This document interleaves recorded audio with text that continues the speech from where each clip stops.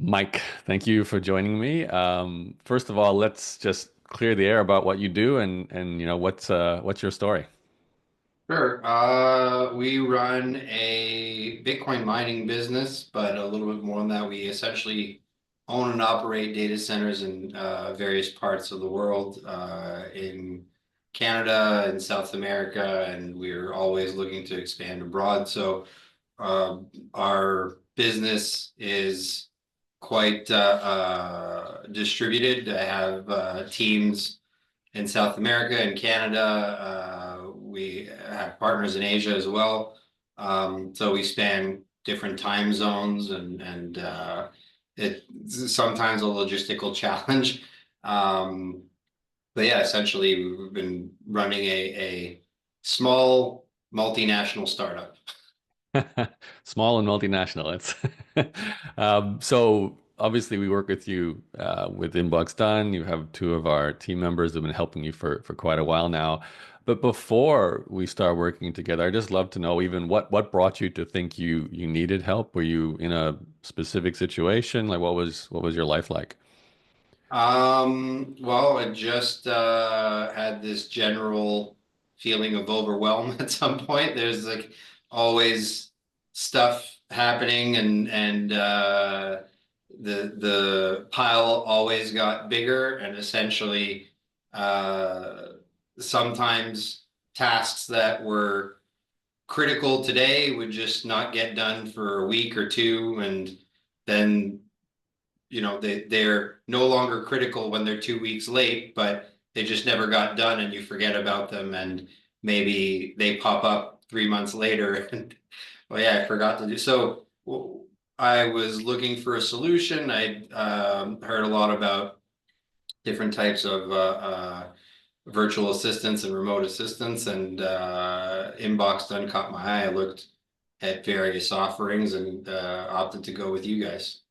Yeah, what was the reasoning there? Was email your biggest challenge or I mean, email was one of them, but there's a lot of things on like what the assistants at Inbox Done helped do is assist with sort of setting up processes and the fact that also they work kind of asynchronously in my inbox, like they're in my Slack and we communicate pretty regularly on Slack.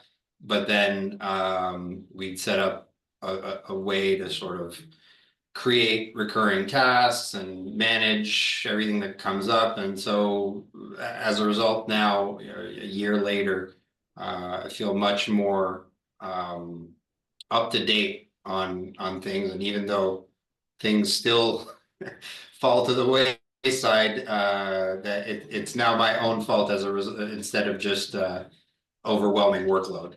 Hmm.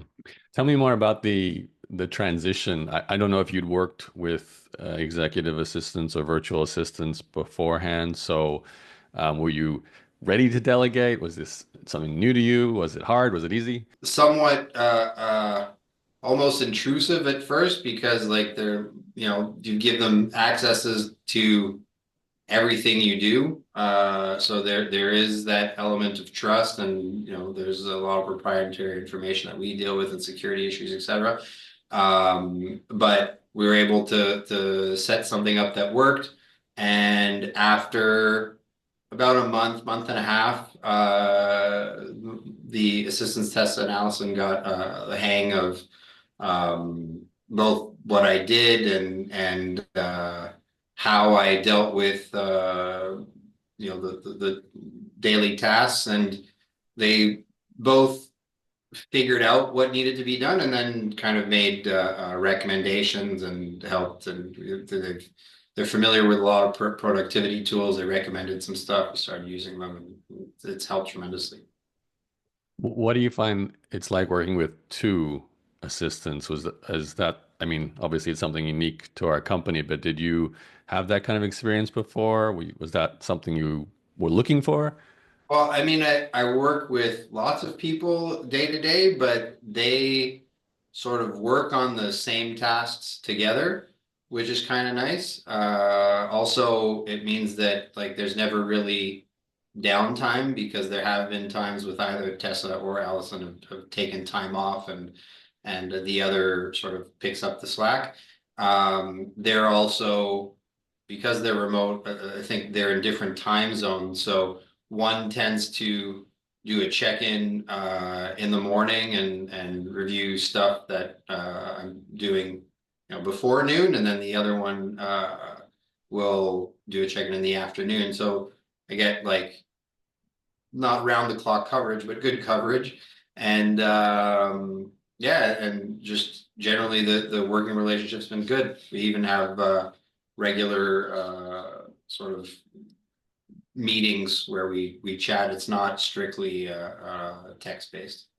So besides not feeling overwhelmed, what has having the two assistants changed for you? Like, are you using that time for something that you were trying to get back to? What, or is it just feeling less overwhelmed? Like, what's the biggest impact for you? Feeling less overwhelmed has helped in general. I have two young kids and a business that I run with a team in various parts of the world. So they've really helped kind of organize things and stay on top of things. Even just day to day, I get so many emails about different things. Sometimes they slip through the cracks. They've set up systems to not just themselves monitor the inbox, but set up filters and different tools within my inbox so that I get more uh, insight and value out of it. Like I don't, nothing seems to slip through the cracks anymore. No longer that feeling of there's the overwhelm and the feeling of like, well, what did I miss? So that's helped. Is there more time with family too because of that? You're able to, maybe go home earlier than you did before. The schedule is about the same, but the time that I spend with them is less divided. My attention, the time that I did spend with family is now with family as opposed to my phone beeping and having to reach for it and figure out that I know somebody's on is on top of it. Yeah, that's a good point. I remember the first time I went through this too, and there's the feeling of I'm responsible for everything. So something that hits my phone, I better check just in case, versus no, someone else will check it first and I can relax and let them handle it. And I can check in the morning, when I go to They're work. the filter. Yeah. Yeah, the human filter. So last question, Mike, for a person listening to this who is considering, doing what you did, they're feeling overwhelmed. It could be email, it could be other tasks, just anything they're doing with their role at work or their business. But, they've got all the usual concerns, and maybe you had these before too. The questions around how is it possible that someone can take over actually replying to my emails, and that's a belief they just can't get past, or I'm not ready to let go of control. The idea of having other people do these things. I'm not even sure they can. I mean, you're working in cryptocurrency. I would have thought maybe you needed people who have a strong background in the technology behind cryptocurrency to help you as well. Yeah, go We ahead. sort of figured out what were I don't want to say limitations of their capabilities because both Tesla and Allison are very qualified. And I think that's the other thing that like InboxDone has this process, I guess, for selecting their assistants. That was one thing that drew me. That it, not that there's anything wrong with going offshore, but like their level of English is exemplary. Like the way that they write is, that they're educated Western people with a desire to have sort of a side gig, a few hours a day or a week, and that was part of the reason why it was easier to kind of entrust them with more complicated tasks.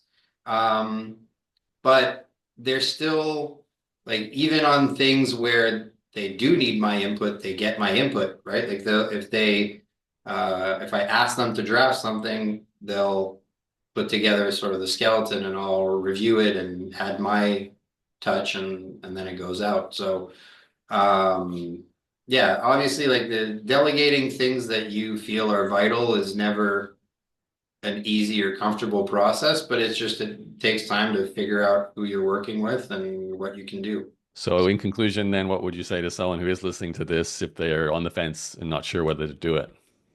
Certainly worth a try. It's like I said, it's maybe not the most comfortable process at first, but I feel like the both the time savings and the expense was totally justified, and still a happy customer a year in. Great, Mike. I appreciate the time. I'm so happy to hear you're happy with the two assistants and a year long. That's a great long-term relationship. We hope it continues. And yeah, thanks for taking the time to speak to me. Thanks, no problem.